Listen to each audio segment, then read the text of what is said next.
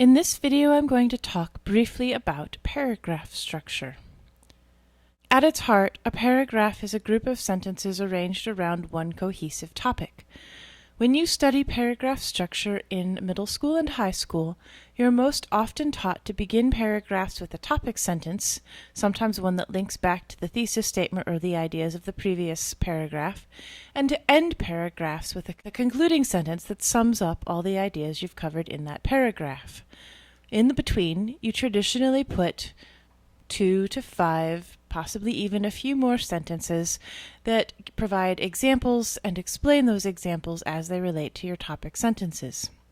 This structure certainly isn't wrong, and you're welcome to continue using it if you wish. In fact, it's the first type of paragraph structure I'm going to use in this video.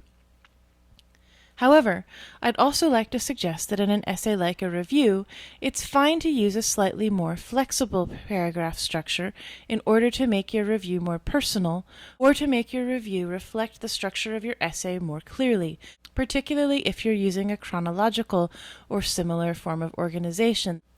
So, first I'm going to talk you through a traditional paragraph using the thesis statement from my previous video, and then I'm going to talk you through a more narrative paragraph structure so you can see two ways that this might look.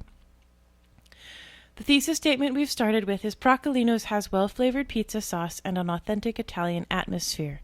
I'm going to be expanding this a little bit because I want to talk not just about their pizza sauce, but also about the other elements that combine with the pizza sauce to make their pizza particularly delicious.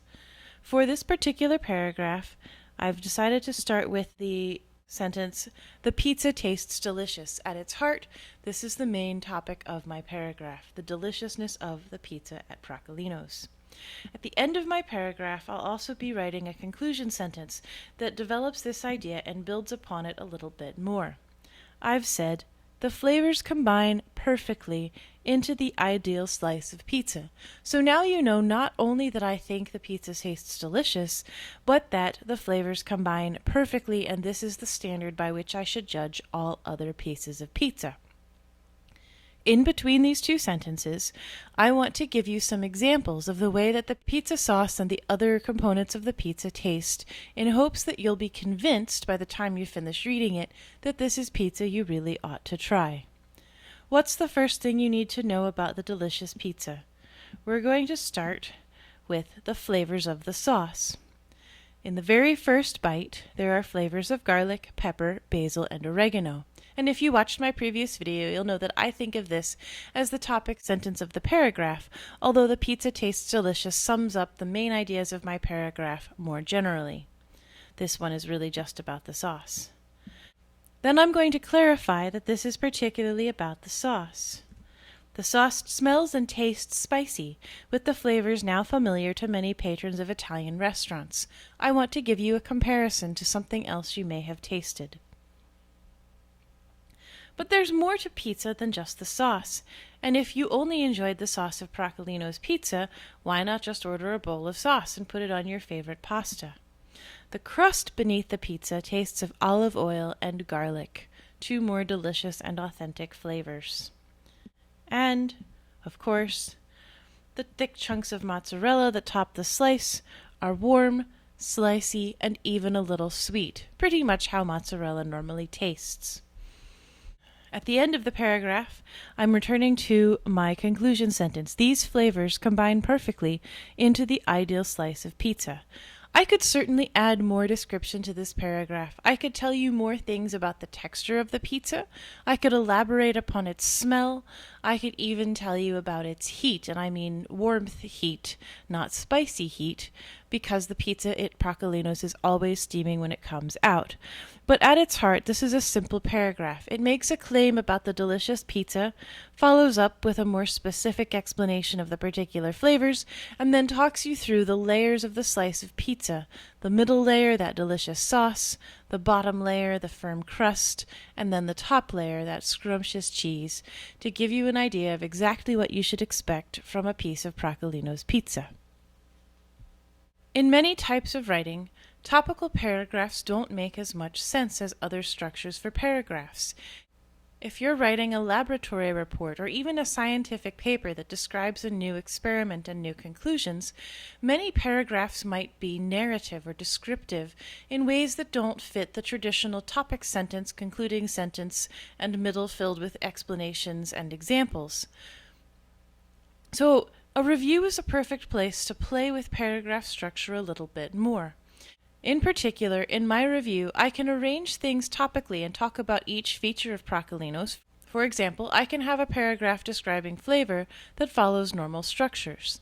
However, it's just as appropriate in a review essay to organize your ideas along a narrative, perhaps a chronological one or even a spatial one, looking around the space of a particular location that you're describing to me in a particular order.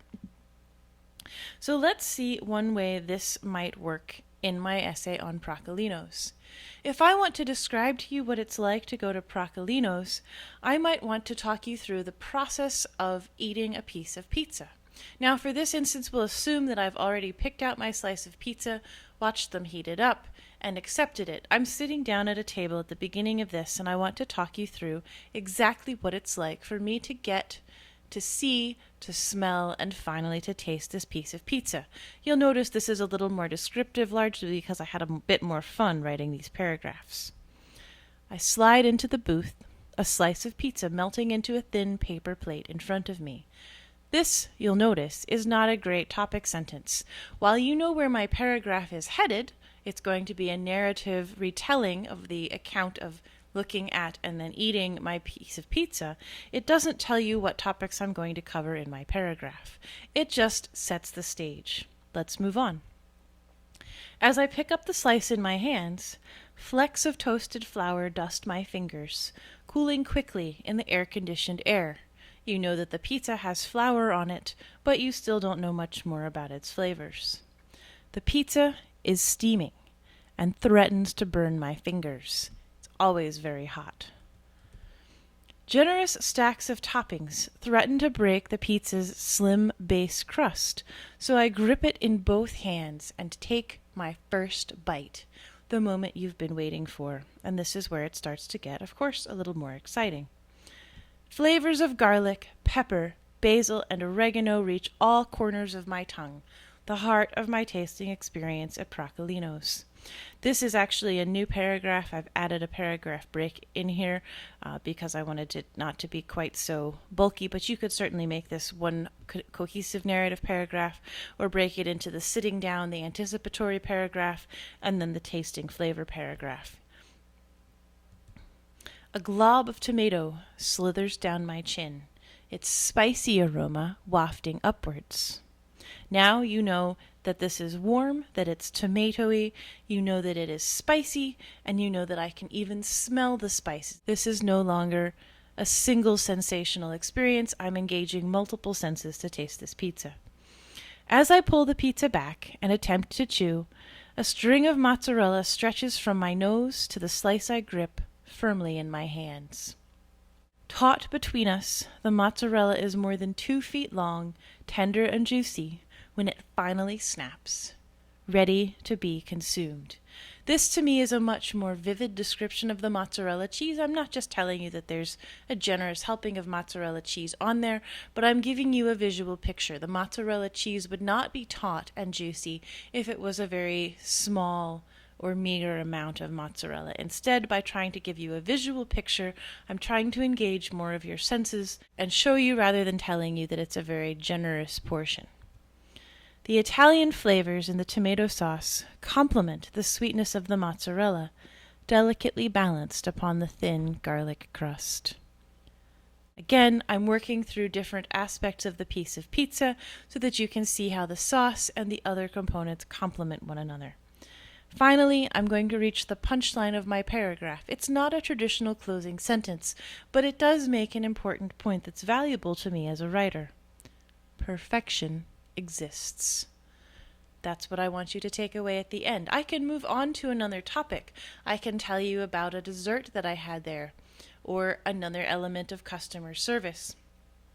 But in this section of 2 paragraphs that could also be 1 paragraph, I've chronologically talked you through the process of eating a slice of pizza, rather than just giving you a more generic and formal description of the components of that slice of pizza that make it taste delicious.